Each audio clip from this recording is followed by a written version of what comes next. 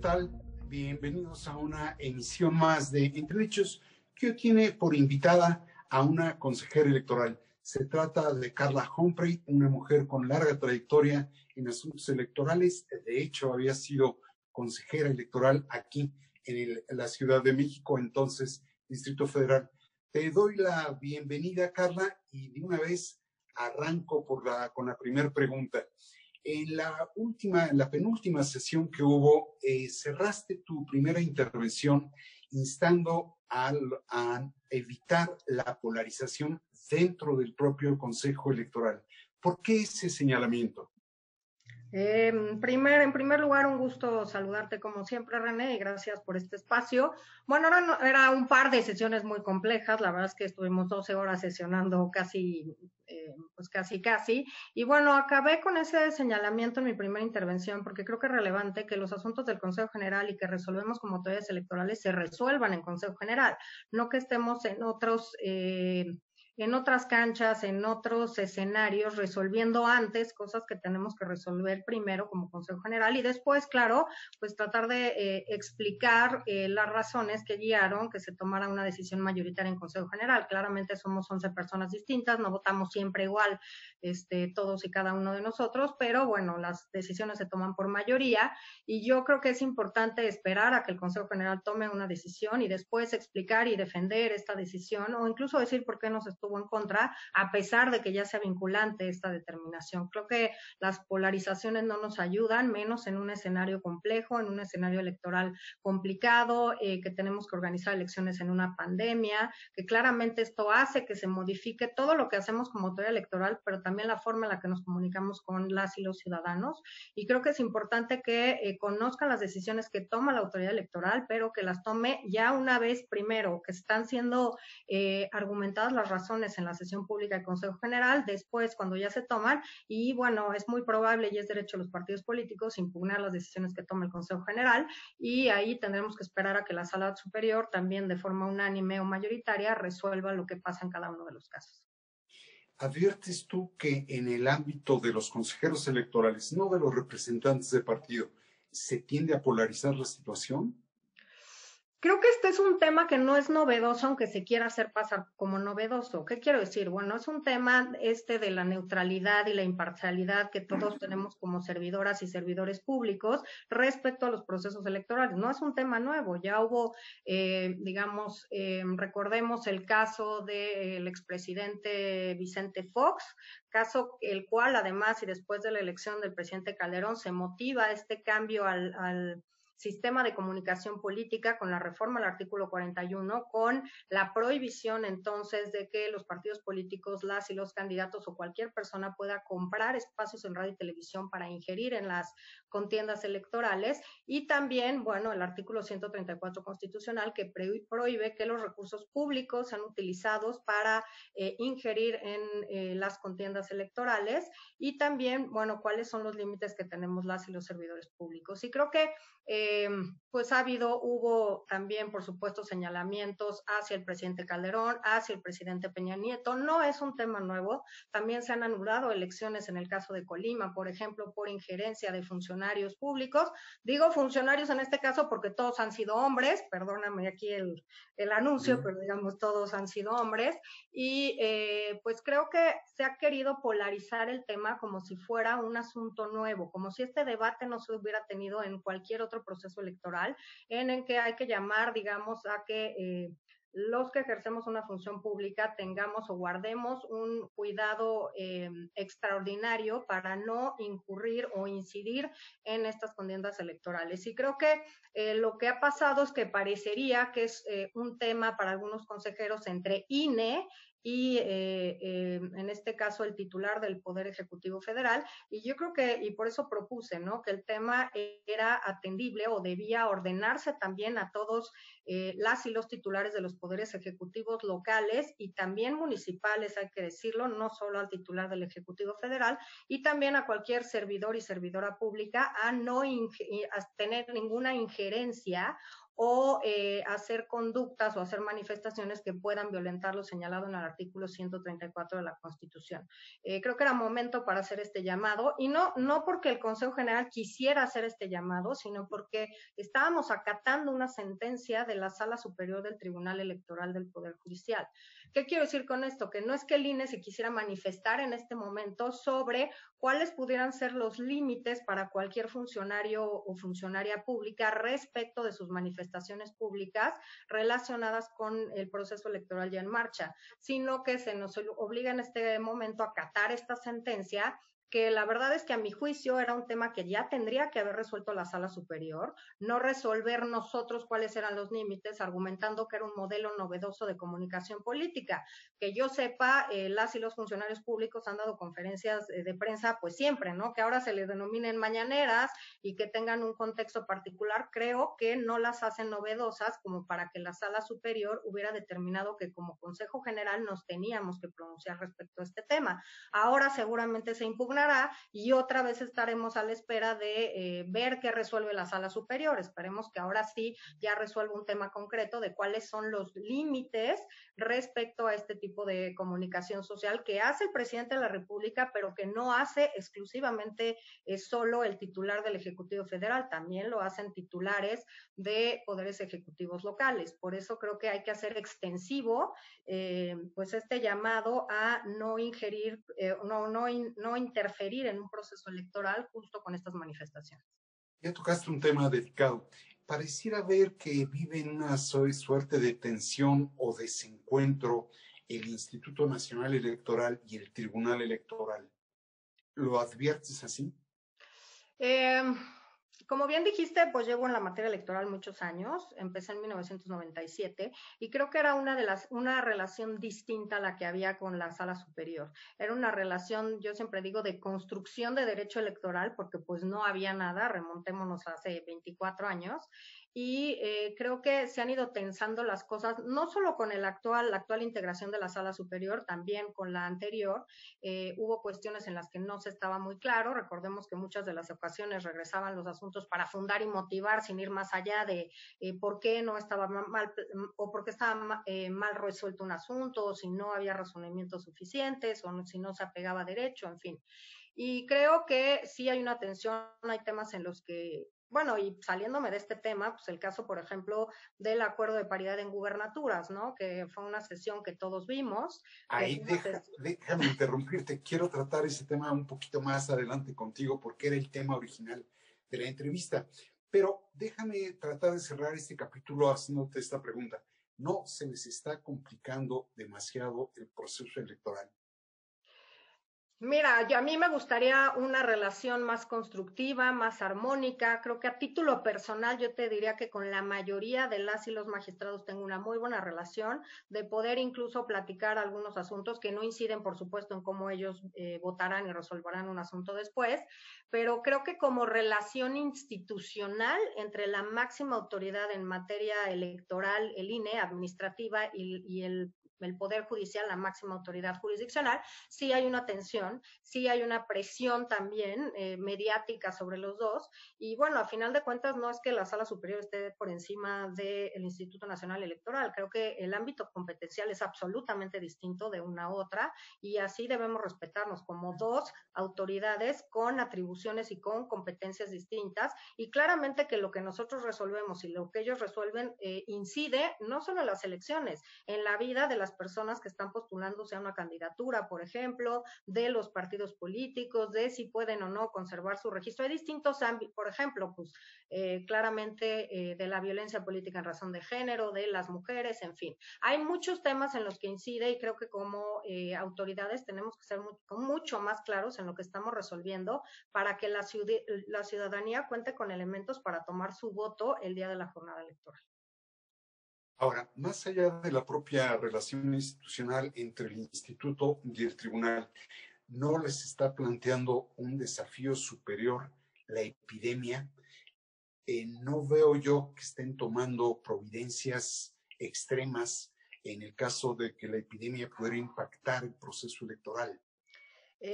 Bueno, aquí te diría dos cosas. Yo he sido una ferviente, digamos, defensora que la pandemia llegó a enseñarnos muchas cosas y entre esas a que la tecnología no está peleada con el ejercicio de los derechos y mucho menos con la democracia. ¿Qué quiero decir con esto, no? Creo que estamos muy atrasados en tener otras formas que potencien el ejercicio de derechos de los ciudadanos. Por ejemplo, voto anticipado, voto postal, tener más días a lo mejor para ejercer el voto electrónico por internet, en fin, creo que esto nos ha enseñado que nuestra legislación no está, digamos, adaptada para hacer frente a una pandemia como esta. ¿Qué hemos Cuando, hecho? cuando dices tú voto anticipado, voto vía correo postal, voto vía correo electrónico, ¿están calculando esa posibilidad para esta elección? No, para esta elección el marco, bueno, a ver, yo te diría que con una interpretación garantista y de protección a la salud de las y los mexicanos podría intentarse alguna vía. Hubo un ciudadano, por ejemplo, que preguntó al INE si podía haber votación por internet, en el caso desde México, porque es la Sí, sí. primera vez, te digo que el INE va un poco atrás, es la primera vez que se va a utilizar el voto electrónico por internet para residentes en el extranjero. Nosotros en el IEDF lo implementamos desde 2012, o sea, llevamos 8 o 9 años ya de atraso en esto, y es la primera vez que se usan urnas electrónicas a nivel que haya autorizado el INE. En varias entidades federativas ya teníamos urnas electrónicas. Vaya, yo como consejera que llegué en 2006 al IEDF, ya nos entregaron una urna electrónica y ya había votación electrónica en Coahuila y en Jalisco, al menos que yo recuerde. Quiere decir que el INE va por lo menos 14 años atrás y entiendo que no todo el país es igual y todo el país no tiene la misma cobertura ni el mismo acceso, por ejemplo, a Internet, etcétera, pero creo que ya tendrán que tener un plan de en dónde sí y en dónde no e ir gradualmente ofreciendo distintas formas de votar. En esta elección, claramente, aunque habemos un par que estamos impulsando, pues mayoritariamente, y déjame decirlo así, el argumento o el pretexto que más he oído yo desde que llegué en julio, es que así se ha hecho siempre. Yo digo, ¿por qué 30 años después tenemos que seguir haciendo las elecciones del mismo modo?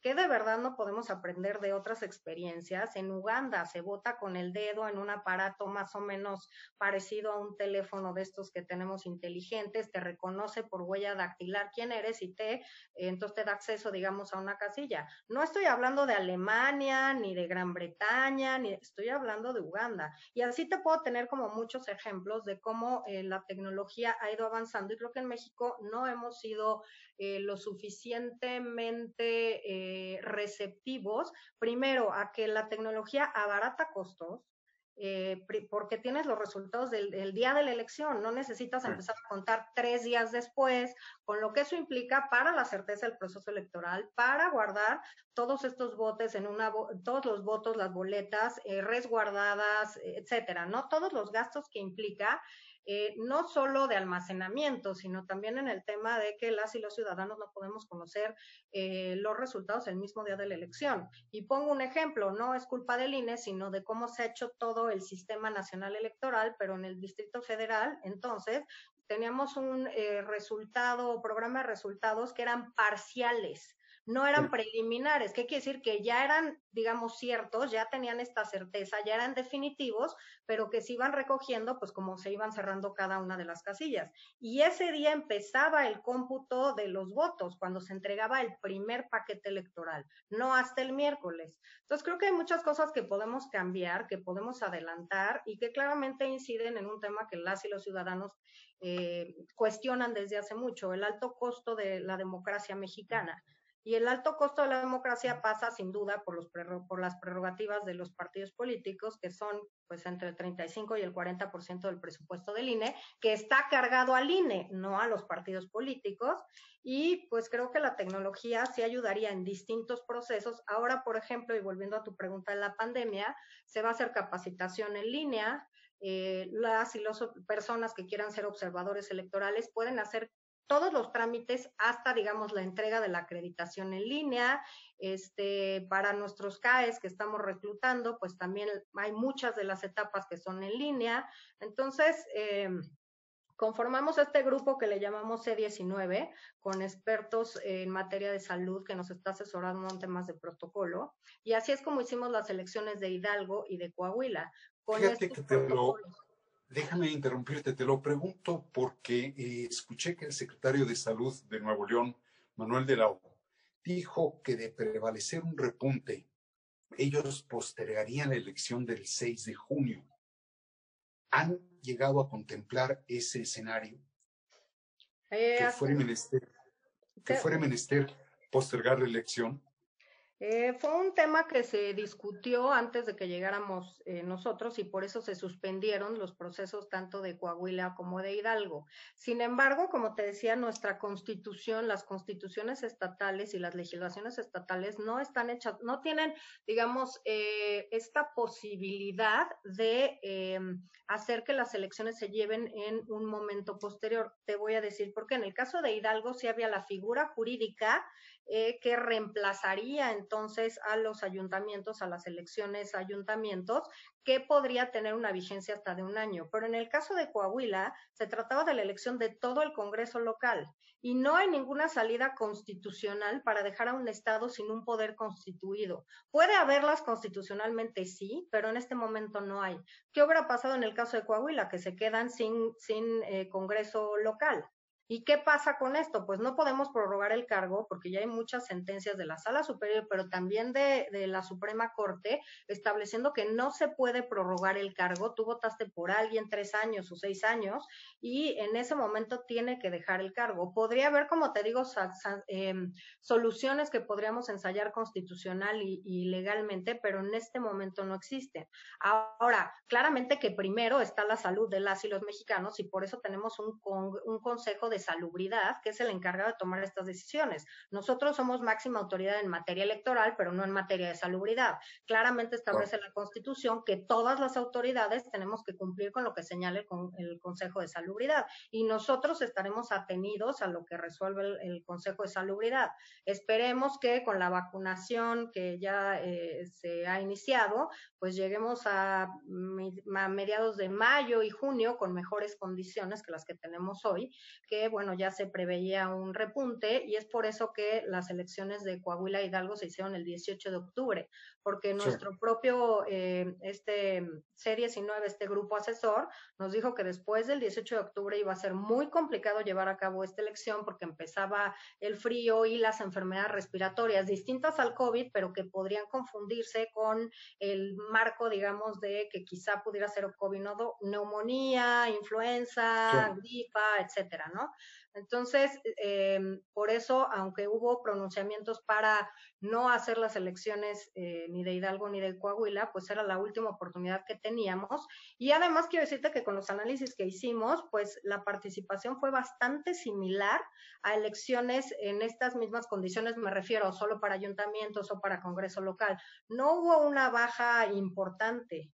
Entonces, creo que el tema del COVID hay que anunciarlo adecuadamente, que como autoridad electoral tenemos las medidas, la sana distancia a la hora de hacer una fila fuera de una casilla, solo pueden ingresar 2 personas a votar, obviamente tienen que llevar mascarilla, hay gel y pueden llevar su pluma para no estar cambiando de manos este crayón y evitar estos contagios en las mesas directivas de casilla. Bien. Ahora, si me dejas, digo, el tiempo está corriendo y realmente el motivo de la entrevista contigo original, digo, pero se ha ido complicando el cuadro, es el relativo al impulso que le estás dando a la paridad y equidad de género en las elecciones. Estas elecciones traen muchas novedades, traen la reelección, traen la pérdida del registro que no se podría recuperar si un partido lo pierde sino hasta el 2024 y tú estás impulsando la paridad junto con lo que llaman la 3 de 3, no violencia intradoméstica ni familiar, violencia sexual y tampoco no pago de pensión alimentaria. ¿No están recargando demasiado el proceso?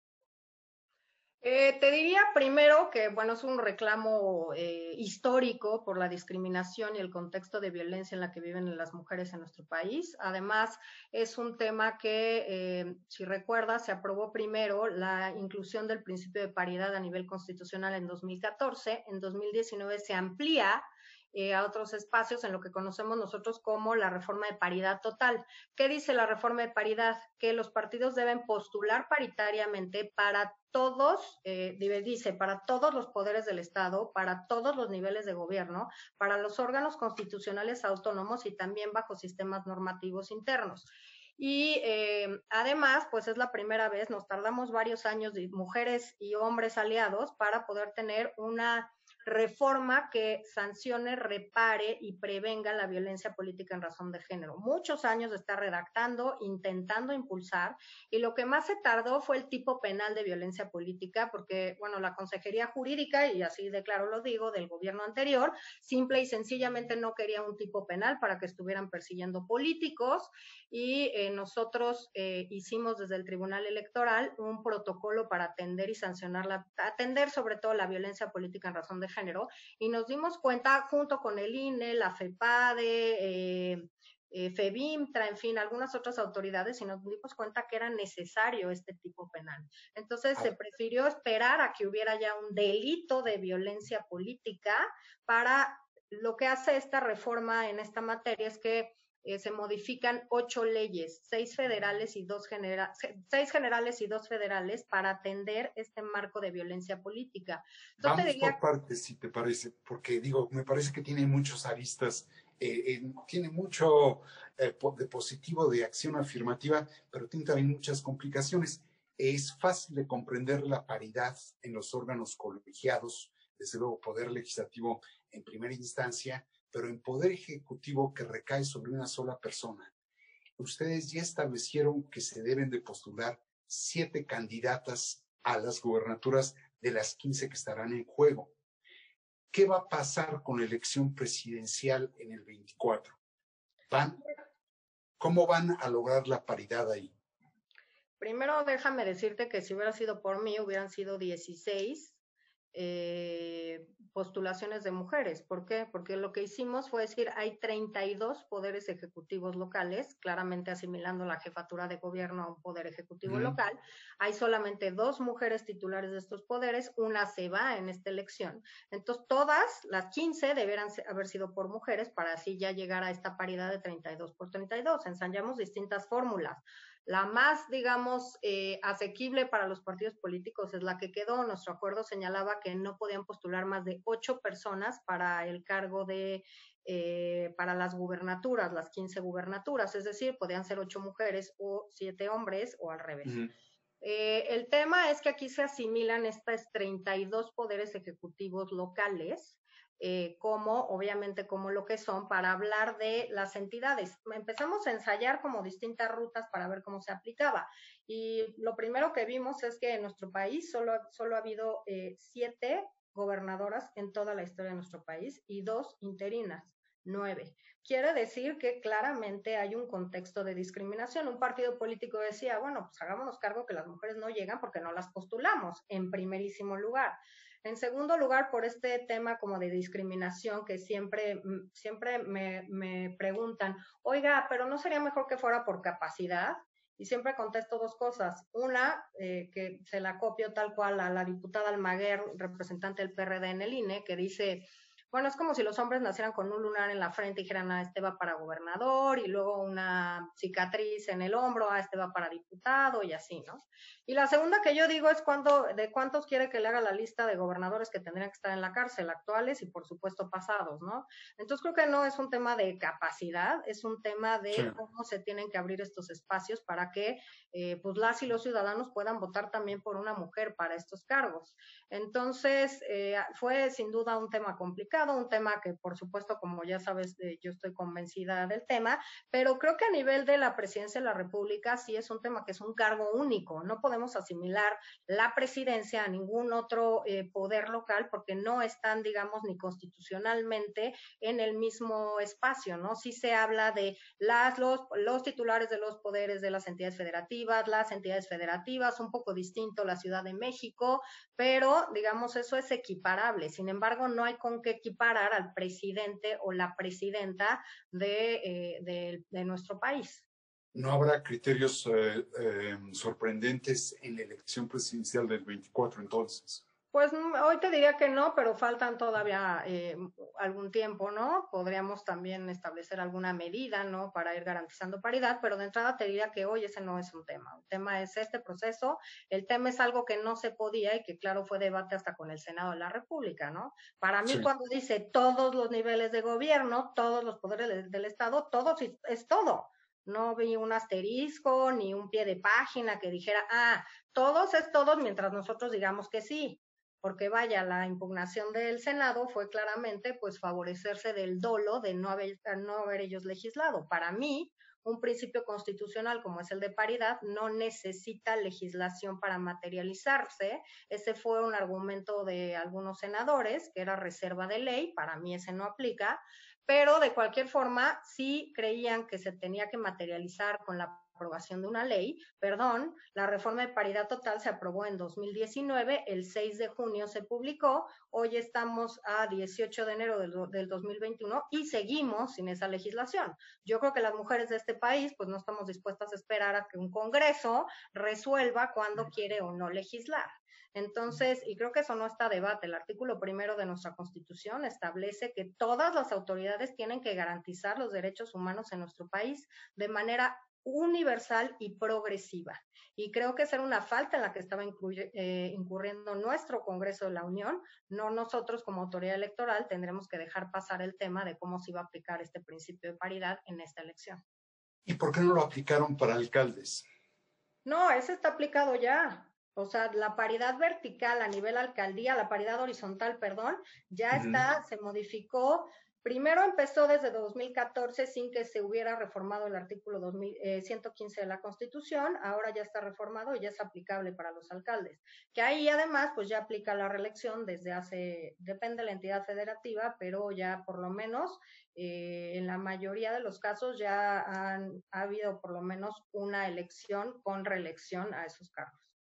Ahora, paso al otro tema, a la violencia doméstica, intrafamiliar, sexual y naturalmente la pensión.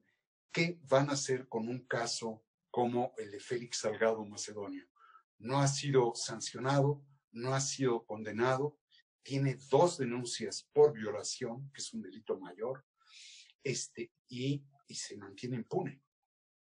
A ver, aquí quiero dividir la respuesta en 2 temas. Primero, del caso en concreto no me voy a pronunciar porque puede ser que llegue a mi ámbito de actuación y como te lo decía en el punto 1 respecto a la polarización, pues yo creo que no es correcto manifestarse antes de que uno tenga todos los elementos para conocer de un caso y entonces tomar una posición.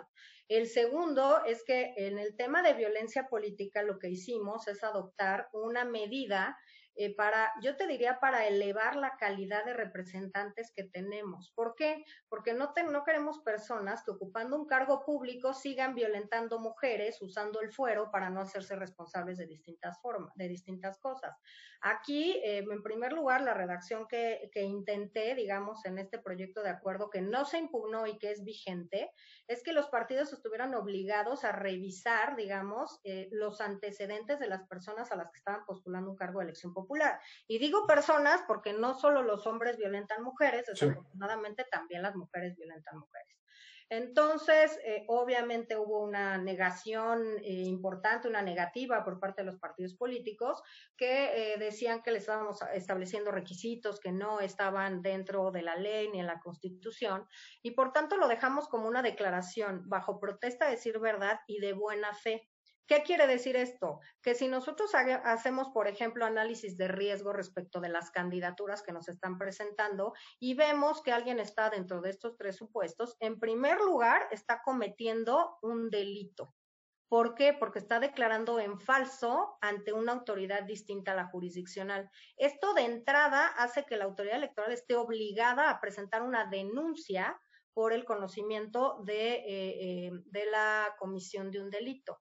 Y el segundo, además, es que nosotros tendríamos que hacer un análisis respecto de si esta persona cumple con uno de los requisitos de elegibilidad, concretamente el de tener un modo honesto de vida. Y claramente, pues en primer lugar, si está declarando en falso ante la autoridad electoral, pues a mí me parecería que es obvio que no puede cumplir este requisito de tener un modo honesto de vida. Ahora, bien, la sentencia, o bueno, nuestro acuerdo señala que debe estar sancionado o tener, digamos, una sentencia condenatoria en alguno de estos tres temas. Hay entidades federativas que tienen ya un padrón, por ejemplo, de personas deudoras alimentarias morosas. Hay otros que no. Esta tarea es mucho más fácil porque cualquier persona puede acudir a estos registros y ver si un candidato o candidata está, digamos, cumpliendo en tiempo con sus obligaciones respecto a este tema. Los otros dos, si hay sentencia, pues se hace la cuestión más fácil de determinar quién cumple o no con un requisito. Y además te incluiría un tema. Ya contamos también con un Registro Nacional de Personas Sancionadas en materia de violencia política, que es un registro público. Cualquier persona puede ingresar. Yo creo que la gran aportación de este registro es justamente la publicidad. Yo creo que a nadie le gustaría ver su nombre inscrito en un registro público que diga, es un violentador político de mujeres. Obviamente este registro se nutre primero, ya cuando una persona fue condenada o sancionada administrativamente y no impugnó por violencia política en razón de género.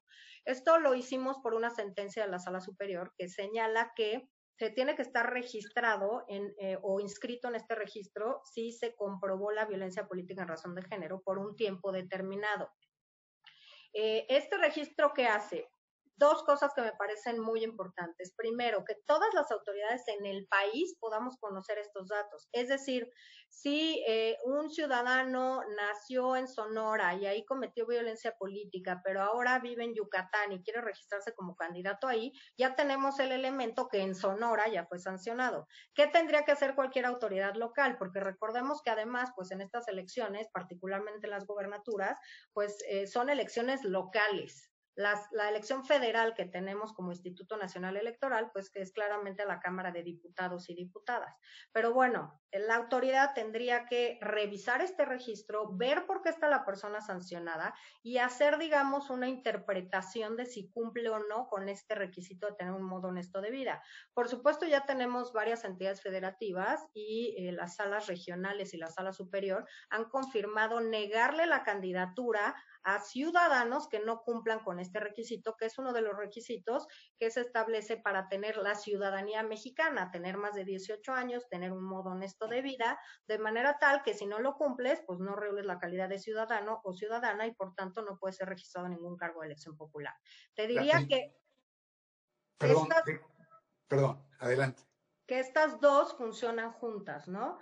Por un lado, el tema de violencia política en razón de género y este registro, y estas tres, la 3 de 3, que si bien no es propiamente un tema de violencia política, puede serlo, si alguien es un candidato y no quiere pagar la pensión alimentaria morosa, en fin, o incluso, pues sí, como un tema de violencia política, por ejemplo, han atentado contra la intimidad sexual de una mujer, tiene ese componente. Pero además creo que estamos incidiendo en un tema importante para todo el país, que es el combate a la violencia de género que se vive en nuestro país. ¿Y cómo lo hacemos? Pues cerrando las vías para que personas que cometan violencia de género no puedan ocupar espacios públicos. Y creo que esto es un mensaje importante porque lo que tú me decías, este proceso tiene cosas novedosas y tiene cosas novedosas como que ahora sí pasan cosas, ¿no? Ahora sí, si violentas a una mujer, te quedas sin candidatura, ya no puedes ser postulado en cargo de elección popular, incluso puedes ser sancionado y además puedes incluso estar en la cárcel, ¿no? Porque ya tenemos el tipo penal de violencia política. Entonces, la última pregunta. Ya pasan cosas. La última pregunta, Carla. ¿No temes que los partidos perviertan de algún modo el castigo a la violencia contra las mujeres, inventando utilizando como ariete la presunción de la comisión de esos delitos? Sí, te diría dos cosas importantes. Creo que como autoridades electorales tenemos que estar muy atentas a que esto no se use como excusa para querer, digamos, descarrilar una candidatura para que se deje al margen a una persona que se esté postulando si no hay elementos serios. Y además formalmente, digamos, con firmeza jurídica para que entonces nosotros podamos decidir si puede o no postularse una persona. Y también creo que hay un criterio importante de la Sala Superior que ha cambiado y que a todas las autoridades en el país electorales incide positivamente en los derechos de las mujeres. Ahora se llama reversión de la carga de la prueba, que este criterio coloca a las mujeres como víctimas en el centro de, digamos, el tema de violencia política y hace que las denuncias que se presenten, yo como mujer violentada no tenga que probar que alguna persona me violentó, sino que esa persona tiene que comprobar que no me violentó. ¿Por qué? Porque es muy difícil probar la violencia política. ¿Cómo pruebo que alguien, a lo mejor en el pasillo de la Cámara, me dijo, yo me voy a encargar de que tú no puedas ser candidata porque voy a difundir, no sé, unas fotos tuyas o porque voy a presentar una denuncia de que tú malversaste fondos, etc.? Entonces es muy difícil de comprobar, o que alguien le habló a no sé quién para pedirle que te bloqueara o que no votara por ti, o que pusiera un requisito o lo que sea en una convocatoria. Es algo muy difícil, es a veces tan sutil, a veces son evidentes, ¿no? Vimos casos en los últimos meses, ¿no? Pues incluso de una violencia física en la calle, ¿no? A la luz de todo mundo, grabado, en video, en fin. Pero hay unas que son muy sutiles de comprobar. Entonces sí creo que puede pasar eso, pero creo que es una vuelta de péndulo, porque en realidad pasa un poco como decía un ex jefe mío, como con la transparencia, ¿no? Que de tener toda la opacidad del mundo, de repente tenemos un entramado que nos da acceso como ciudadanía o como medios de comunicación a gran información que antes no teníamos. Entonces, al principio, recuerdas que se preguntaban cosas como el tipo de sangre, la talla del zapato, la marca de las corbatas, que vaya, eso no es que incida en el ejercicio, digamos, de determinadas atribuciones o un cargo público, pero bueno, se iba hasta ese extremo. Y creo que hemos regresado, ¿no?, a un punto medio en el que se preguntan cuáles son los gastos de tal cosa, cómo ser abogado tal, qué se ha resuelto en tales casos, ya un poco más centrado en de verdad tener como esta rendición de cuentas de los funcionarios y funcionarias frente a la ciudadanía. Y creo que va a pasar un poco así. ¿Cuál es digamos, el reto para las autoridades electorales? Es implementar exitosamente tanto la reforma de paridad total como la de violencia política en razón de género. Y te sumo un componente que también me preocupa. En este periodo de pandemia, todos sabemos que se ha incrementado la violencia intrafamiliar. Y además, pues las mujeres, hay más niños en casa o personas adultos mayores y generalmente están a cargo de mujeres. Entonces, ¿cómo van a tener el espacio, el tiempo y las herramientas para poder postularse un cargo de elección popular, poder hacer una campaña, a lo mejor ya en estos medios, y no necesariamente, pues ahora se tienen que tener reuniones con pocas personas, pero creo que eso puede ser un tema a la hora de que las mujeres estén buscando postularse, o si esto puede ser o puede explicar, espero que no haya o haya menos mujeres que se estén registrando a estos cargos, ¿no? Justamente tanto por la carga familiar de tener niños en casa que van a clases de manera virtual, etcétera, como por un tema de violencia intrafamiliar, y también ahí hay que diseñar estrategias para que puedan registrarse para ser postuladas a distintos cargos públicos. Muy bien. Pues Carla, realmente los temas que acumula el proceso electoral son muy interesantes. Yo espero tener la oportunidad de volver a conversar contigo y por lo pronto te agradezco muchísimo la disposición, como desde luego le agradezco a los seguidores del Grupo Reforma el estar aquí en Entredichos. Muchas gracias.